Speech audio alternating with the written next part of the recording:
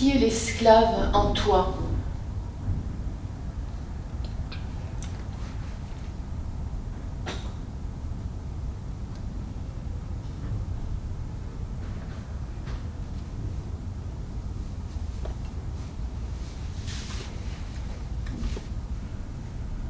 L'esclave en moi, c'est l'élève. Et parce que on est l'esclave de nos professeurs. On est les élèves de nos professeurs, mais nos professeurs nous donnent des devoirs à faire et on est obligé de les faire. Donc c'est pas notre propre liberté. Plus grand, on sera l'esclave de nos patrons. Et pour avoir notre liberté, on devra obéir aux ordres de notre supérieur pour avoir notre propre argent et pouvoir partir un jour pour être libre. Pour avoir ta liberté, tu obéiras. Tu obéiras? Oui. On est aussi esclave du temps. Parce que le temps, il fait ce qu'il veut et nous, on est obligé de le suivre. On peut pas arrêter. On est aussi esclave de la vie, de notre corps, parce que peut s'arrêter à tout moment. Il n'est pas obligé de nous suivre. Ton corps te suit? Pas forcément. Si par exemple je fais du foot et qu'au bout d'un moment, pendant 1 heure, mon corps il n'en peut plus, mais moi je veux continuer, il va lâcher, Et pourquoi tu serais esclave de ton corps? Qu'est-ce que c'est un esclave? Moi, c'est quelqu'un qui agit pas selon sa propre volonté, selon la volonté de quelqu'un d'autre.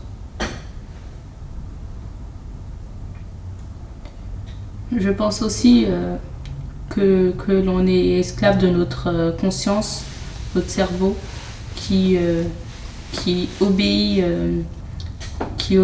qui suit, qui reproduit tout ce qu'on voit, tout ce qu'on nous demande de faire. Et notre corps aussi, il est esclave puisqu'il écoute le cerveau. On est manipulable. On est esclave de la routine quotidienne du matin, de plusieurs choses qu'on fait chaque jour. De l'école jusqu'à la vieillesse, on est toujours esclave à un moment donné, ou presque tout le temps.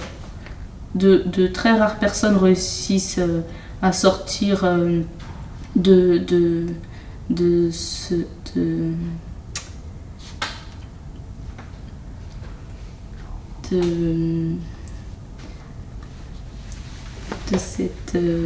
cette routine.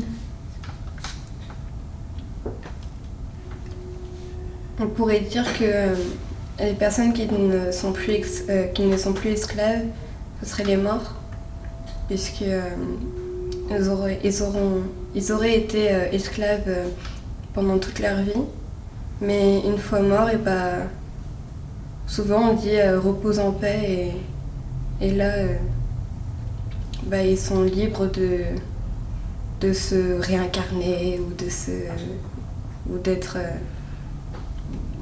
un esprit, d'être une pensée. Ils peuvent faire ce qu'ils veulent.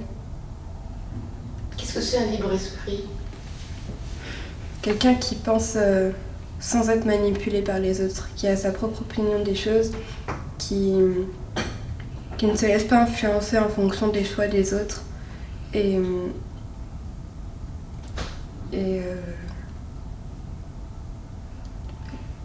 Quelqu'un qui se réveille et qui dit je veux faire ça et pas je dois faire ça.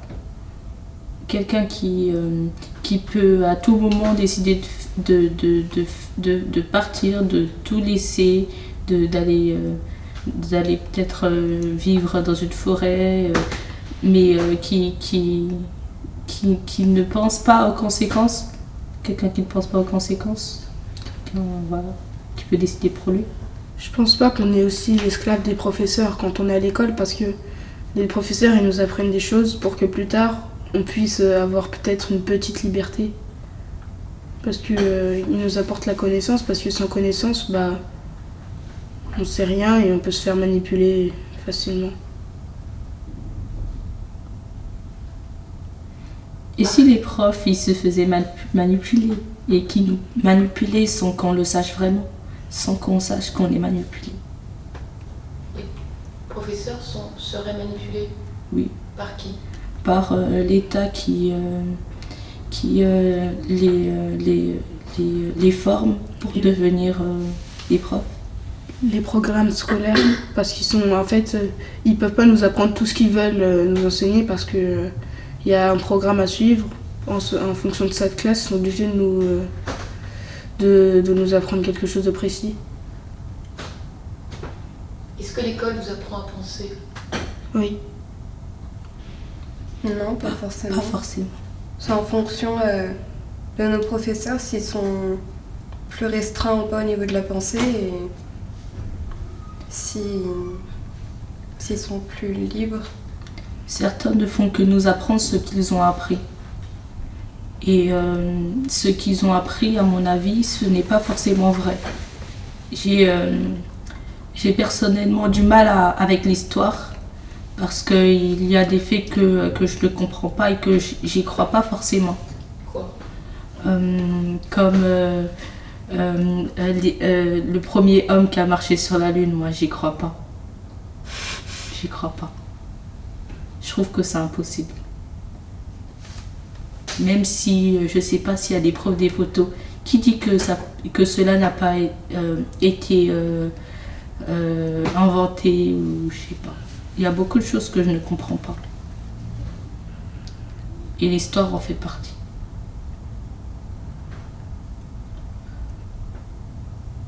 On est tous des esclaves.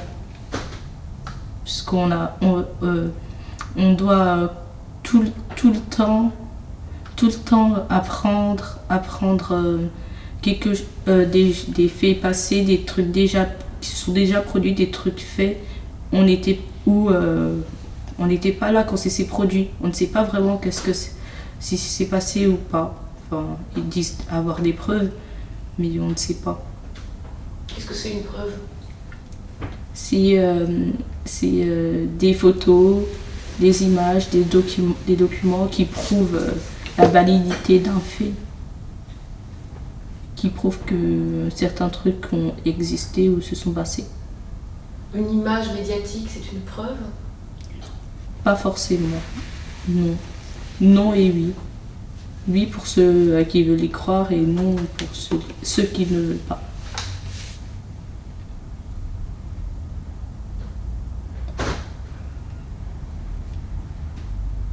Et en vous, qui est l'esclave? Notre cerveau. La partie qui doit obéir, celle qui est obligée d'obéir. On est notre auto-esclave parce que notre cerveau, on demande à notre cerveau de faire quelque chose qui lui envoie je sais pas comment, il le fait faire à notre corps. Et des fois notre corps il peut refuser, il peut s'arrêter.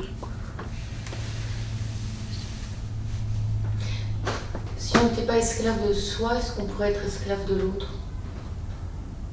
Oui. Parce que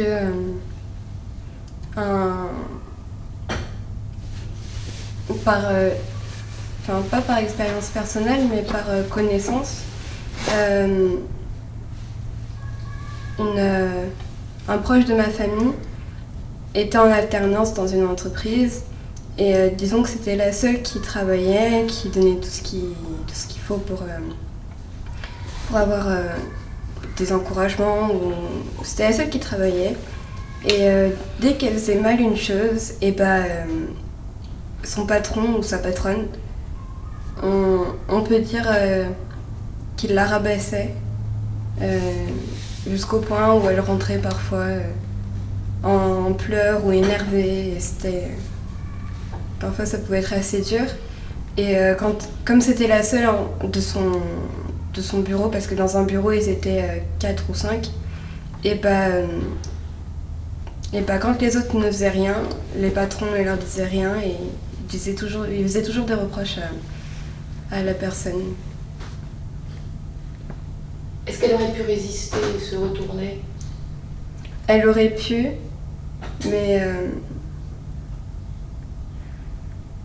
disons que au bout d'un moment, bah, elle en pouvait plus, donc les gens qui se croient un peu tout permis, qui se croient être les rois, être les plus puissants de l'univers, font parfois des choses qui peuvent détruire la vie d'une autre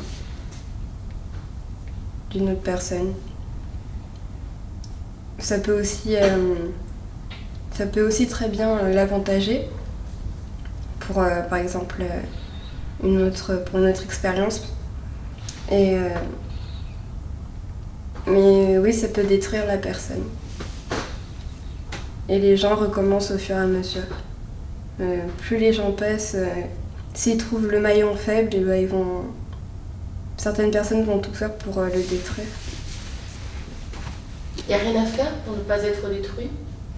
Si, on peut aller à l'école et pouvoir, par exemple, apprendre et savoir ce qui se passe quand on sera plus grand pour pouvoir anticiper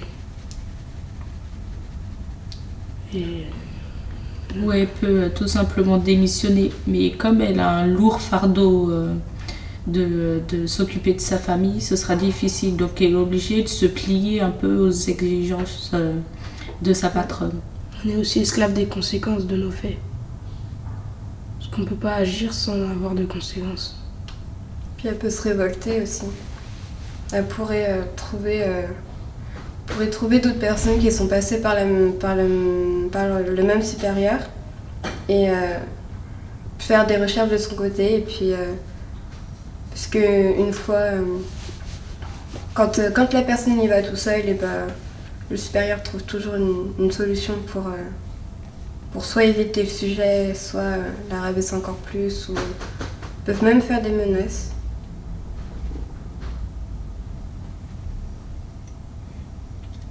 On peut être esclave des conséquences, on peut être esclave des conséquences de nos faits. Oui. Est-ce qu'on peut être esclave des conséquences de notre destin de vie? Oui, mais c'est à nous de le briser. Comment tu fais? Prendre notre voie. Il faut être humain, être imprévisible. Qu'est-ce que ça veut dire? Prendre les bonnes décisions au bon moment. Qu'est-ce que ça veut dire imprévisible? Ça veut dire qu'on ne peut pas prévoir ce qu'on va faire.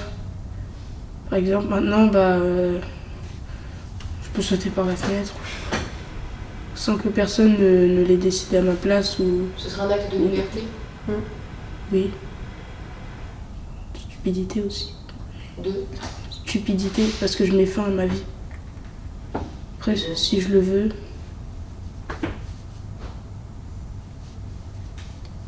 C'est aussi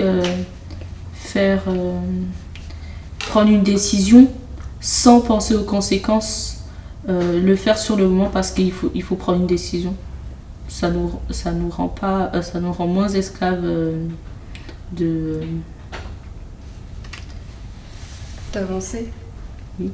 De tracer sa route et de laisser personne nous dominer, être un peu dans sa bulle et avoir qu'une seule pensée et que ça soit la nôtre, de personnes en qui on a confiance. Ne pas croire que notre vie, c'est déjà écrit et que tout ce qu'on fait, quelqu'un le savait et qu'on fait tout ce qu'elle avait prévu ou avait dit. Véronique, est-ce que tu es imprévisible? Souvent. Mais je dirais parfois non. Il y a des côtés qu'on peut... parfois je pense qu'on peut savoir qu'est-ce que je vais faire. Mais parfois, même moi, je le sais pas. C'est quand je le fais que je me dis, j'aurais pas dû. Pourquoi j'ai fait ça? C'est bizarre. Est-ce que dans la routine, on peut être imprévisible? La routine du quotidien, du domestique? On peut pas être imprévisible. Il peut se passer quelque chose d'imprévisible. Si dans une routine quotidienne, on le fait, mais c'est l'autre qui doit changer cette routine. Un Qui événement. Qui l'autre? Un événement. Dans la routine, on n'est pas libre et pour être imprévisible, il faut être libre. Parce que si on n'est pas libre et qu'on est son contraire, et ben on peut pas faire tout ce qu'on veut faire et donc on peut pas être imprévisible. C'est un luxe Oui, qui appartient à qui? bah à nous, Aux gens très ouverts d'esprit qui prennent qui ne se prennent pas la tête avec leur vie. les gens qui sont libres d'esprit. Qui savent qu'on n'a qu'une seule vie et qui savent bien en profiter. N'importe qui peut s'offrir ce luxe. S'y prend correctement, il faut avoir du courage, de la volonté. Faut se battre. Comment? Bah pas de violence mais lutter contre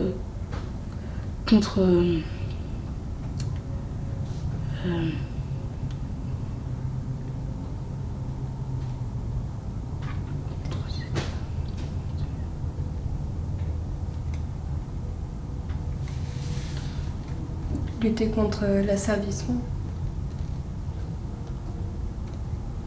Lutter contre ceux qui nous entourent. cette prison. Pensez-vous que vous allez y parvenir?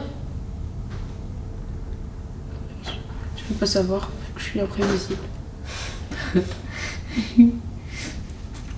Mais aussi, on peut se demander, est-ce qu'on veut en sortir? Parce que certains, ils n'ont pas forcément envie de quitter leur routine. Pourquoi? Parce qu'ils se trouvent bien. Bien de juste suivre les ordres. Ils se disent peut-être que c'est plus facile comme ça, qu'il y a moins de problèmes, que tout est déjà tracé. Et c'est mieux de continuer sur ce chemin-là. Ça les rassure.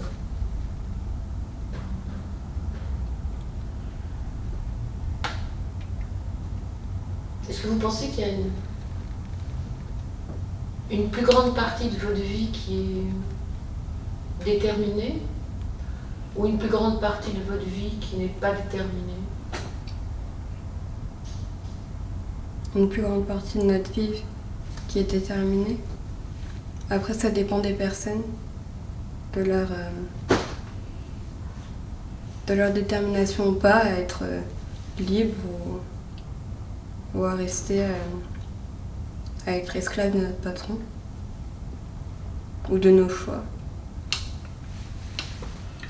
Moi, je dirais, j'ai plus une grande partie de ma vie qui reste indéterminée, puisque je ne sais pas qu'est-ce qui va se passer plus tard. Et pour l'instant, je n'y réfléchis pas trop.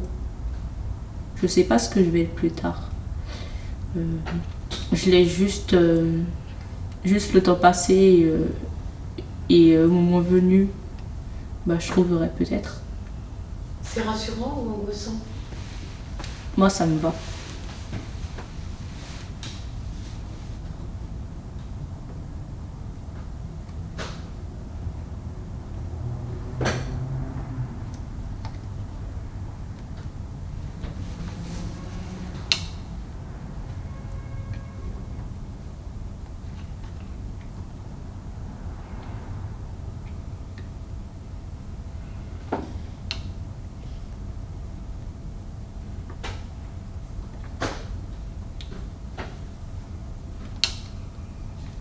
Dans le collège, vous avez rencontré des esclaves plus que d'autres?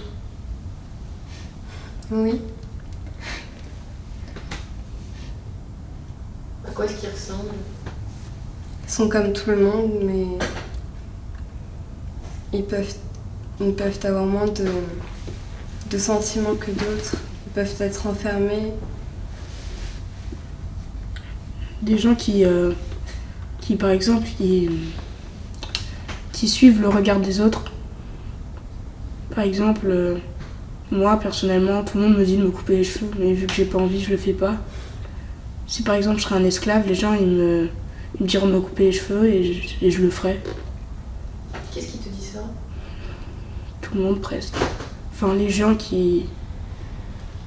Je sais pas moi, les gens de ma classe, mes amis, enfin certains. D'autres qui me disent que je suis très bien comme ça, je sais pas. Faudrait que je leur demande d'ailleurs. Ça peut être aussi des personnes, le fait d'être esclave par sa famille ou par quelque chose d'autre, cherche une liberté en étant à l'école. Pour certaines personnes, l'école, c'est plus une liberté que de rester chez soi et de devoir faire tout ce qu'on nous demande à la lettre et de ne pas avoir d'autres libertés. Ces personnes-là, parfois dans la cour, elles peuvent regarder dans le vide et elles peuvent s'énerver facilement. Mais au fond, ce sont des bonnes personnes. Et je pense qu'elles préfèrent rester à l'école tout le temps que d'aller chez soi. Même être collé l'après-midi, un mercredi après-midi, ce serait mieux que de rentrer, je pense. Commencer tous les jours à 8h ou à 10h, ça ne fait pas vraiment la différence. Ça ne fait pas vraiment de différence puisque cette personne aime l'école. Et pourquoi elle ne veut pas rentrer chez elle? Bah, peut-être parce que cette personne a trop de corvées à faire. Quelle corvée? S'occuper de ses petits frères, aider ses parents pour la maison. Quoi? Aider. Faire les choses à la place. Faire les choses à la place de ses parents à la maison. Trop de responsabilités pour certains âges. Enfin, c'est un double travail. Oui. Combien d'heures pour ce métier domestique? Il y a juste les heures où vous êtes à l'école et aussi les heures où vous dormez, bien sûr, qui sont vos temps de repos. Et pendant les vacances, ça doit être 24 heures sur 24. Oui. Ça t'arrive de voir ce travail domestique? Tous les jours. Ouais. C'est pour ça que je suis tout en retard le matin. Qu'est-ce que tu fais quand tu te lèves? Je balaye le sol, je le nettoie, j'habille mon petit frère, enfin je le lave, je l'habille, je fais son petit déj et après je vais en cours. Et tu l'accompagnes à l'école? Mais ça c'est quand j'ai cours à 9h quand je fais ça et quand à 8h je ne peux pas l'accompagner. Et je fais ça quand j'ai cours à 9h.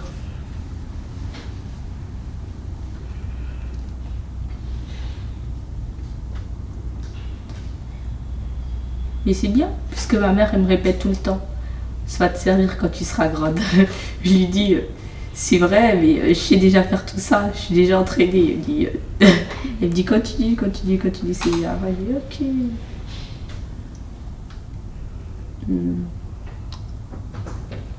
C'est pas trop un métier parce que en fait, on rend ce que nos parents nous ont donné déjà. Parce qu'ils se sont occupés de nous et c'est au final quand ils vont vieillir, et ben c'est à nous de nous s'occuper d'eux, de continuer à les aider.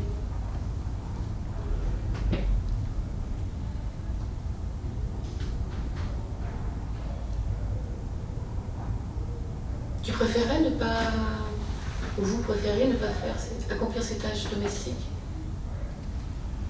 Si c'est pour aider nos parents et qu'ils nous exploitent pas trop, bah, ça pourrait nous servir parce que ça montre qu'on a du respect, qu'on a de la comment on dit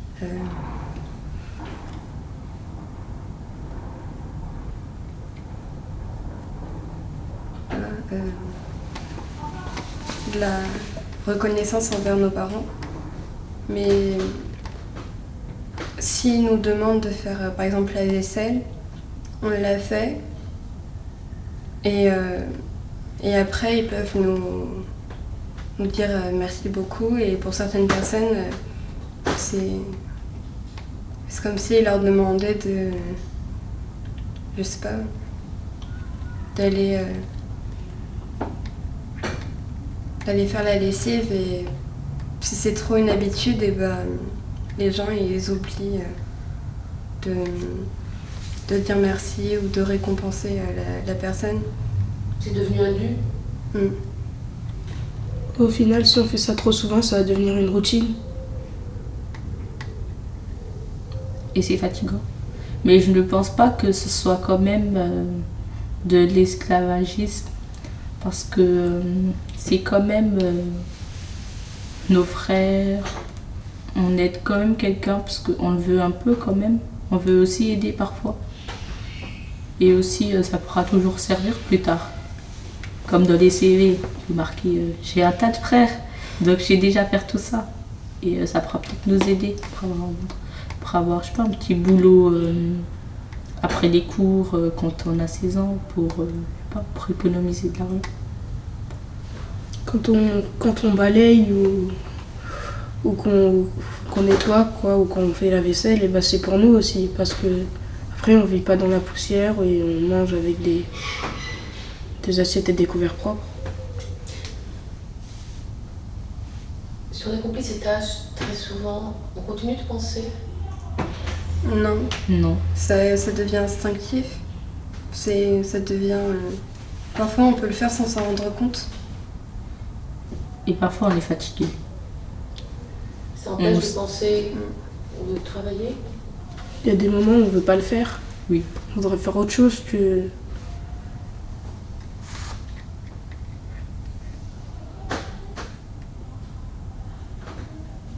Puis c'est pas de l'esclavagisme ou de l'esclavagisme si nos parents nous laissent au moins décompresser aussi.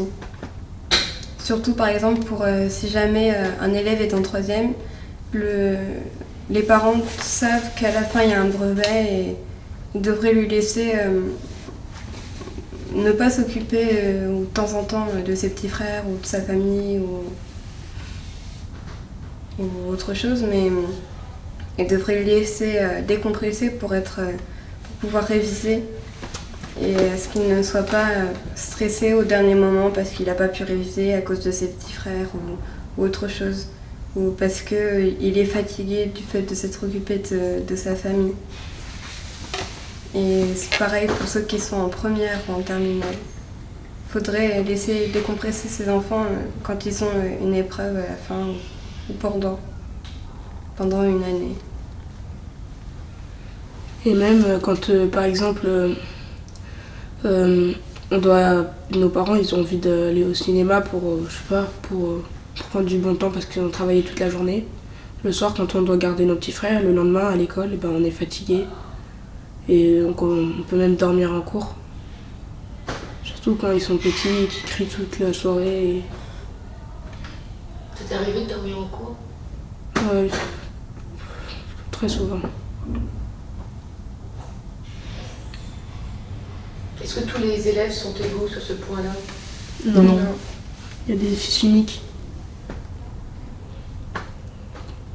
Puis il y a des personnes qui ressentent aussi plus le besoin, il y a des parents qui ressentent plus le besoin de s'occuper de ses enfants.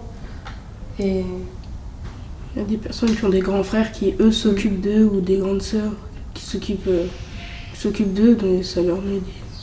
Puis il y a des enfants aussi indépendants. Par expérience personnelle, quand j'étais petite, mon frère et ma sœur ils jouaient de temps en temps avec moi, mais le quart du temps j'étais souvent toute seule avec mes peluches à jouer. Et je trouvais toujours un moyen de jouer toute seule en imaginant des situations dans lesquelles je me trouvais.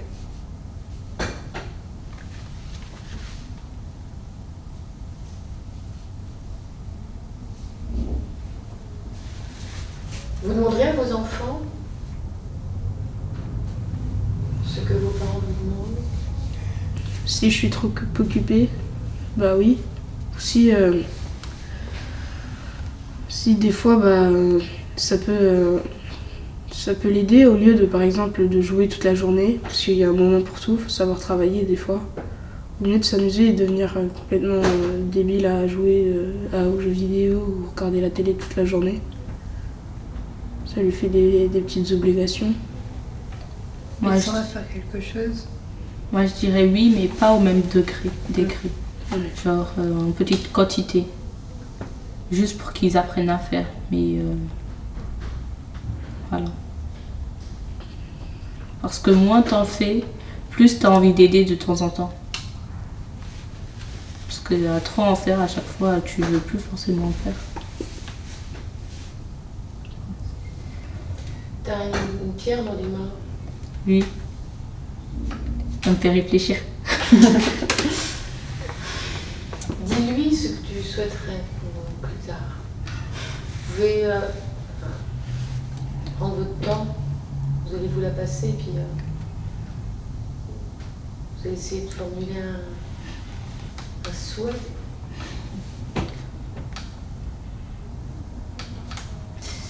Moi, ce que j'ai toujours voulu, c'est être grande et avoir ma maison à moi.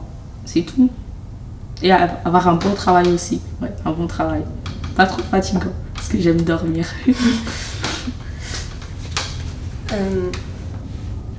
Moi, ce que j'aimerais, c'est pouvoir accomplir tous mes rêves, voyager dans tous les pays où je voudrais aller et avoir le métier qui me plaît. Même si je suis mal payée, je voudrais avoir un métier qui me plaît, qui me donne envie de me lever le matin et de pas me dire oh, je dois encore faire ça aujourd'hui, j'ai pas envie d'y aller. Moi, plus tard, je voudrais transmettre ce que j'aurais su dans toute ma vie, faire quelque chose que j'aime, être libre, ne pas toujours suivre quelque chose ou quelqu'un, et avoir une bonne retraite pour me reposer quand je serai vieux. Et ne pas mourir trop vite aussi.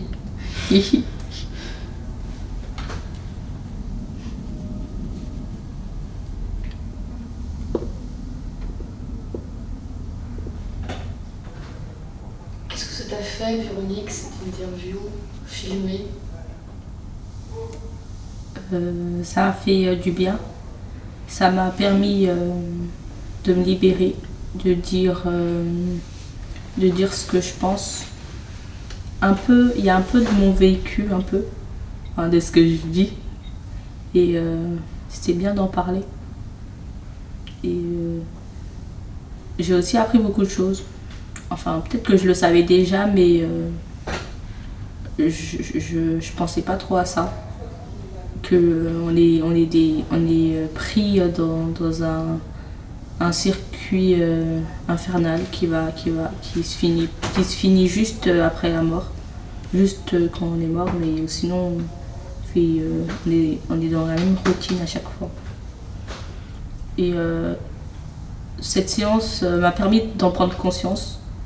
Et j'ai envie de faire plus de choses pour sortir de cette routine. Voilà. Et Ismaël? Moi, ça m'a fait apprendre de dire vérité sur la vie, sur le fait que faut toujours faire ce qu'on a envie, toujours être imprévisible. Ça m'a appris beaucoup de choses que je pourrais dire plus tard à mes enfants si j'en ai, ou même là maintenant à mon petit frère. Et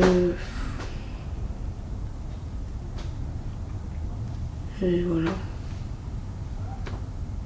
Et Jade? Moi, ça m'a Ça m'a permis de dire aussi les choses que je pouvais penser ou que je pensais pas en les découvrant, mais aussi de dire les choses à une caméra sans que d'autres personnes qui je ferais peut-être pas confiance le sachent.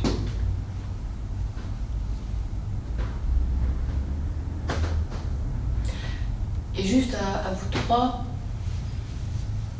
est-ce qu'un crapaud peut se métamorphoser en prince charmant? Oui, sûrement. Ça dépend si on le veut vraiment. Et Faut qu'il pense. Faut qu'il pense.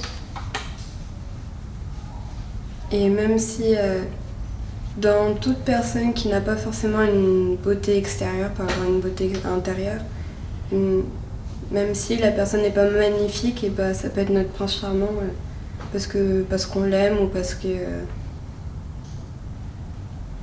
qu'on le trouve intéressant.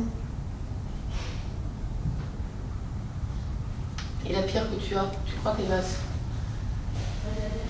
le pouvoir de transformation? Je ne sais pas. Mais elle a un pouvoir, un autre pouvoir, celle de faire dire ce qu'on pense et de nous pousser à réfléchir. Je pense vraiment. Plus je l'aime bien, j'aime bien la tenir. Je peux laisser passer mon stress dedans. Et c'est bien.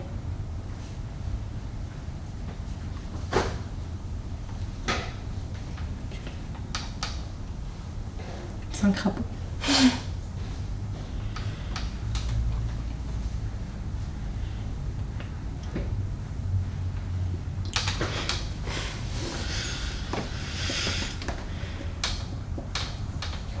Fais voir le visage du crapaud, je ne vois pas bien. Les yeux. C'est la bouche.